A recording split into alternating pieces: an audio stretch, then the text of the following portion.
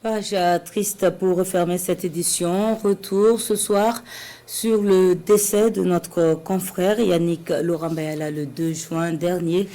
De la presse écrite à la télévision en passant par la radiodiffusion, celui que la presse burkinabé pleure aura mis la barre assez haut. Son portrait est ici dressé par Issouf Kabori et Wendiam Achille Kabori. La mort a encore jeté son dévolu sur le monde de la presse. Yannick Laurent Bayala n'est plus. Pas plus tard que lundi, juste avant son décès, il a fait un tour à la radio. Yannick m'a croisé dans le couloir. Alors, petit frère, je te rassure que j'ai passé au bureau pour te féliciter de vive voix et apporter mes conseils pour réussir ta mission. Et il ne reviendra plus. Né le 1er mai 1963, l'enseignant devenu journaliste est un homme à tout faire, selon ses anciens collaborateurs de la radio nationale. Il savait traiter l'actualité politique, l'actualité en général, la culture. Il a également été animateur, il a fait l'observateur, du temps où ce n'était pas encore l'observateur par le gars. Il a surtout été un bel ambassadeur du journalisme burkinabé à l'extérieur, grâce à Africa numéro 1, la radio panafricaine. Il n'est jamais fatigué. Yannick n'est jamais fatigué.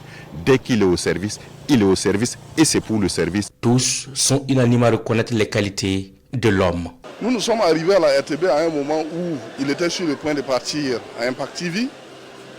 Mais nous avons eu l'occasion de bénéficier de son savoir-faire.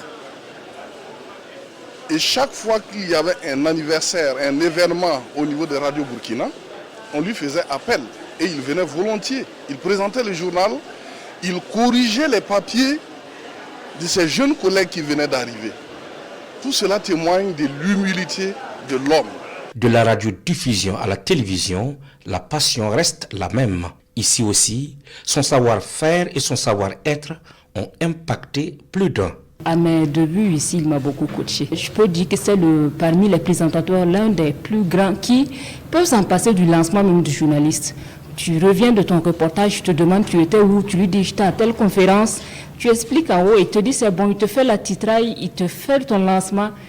J'avais été très marquée par sa manière de travailler et surtout la facilité avec laquelle il faisait les titrailles. C'était court, précis et concis. Il va beaucoup nous manquer.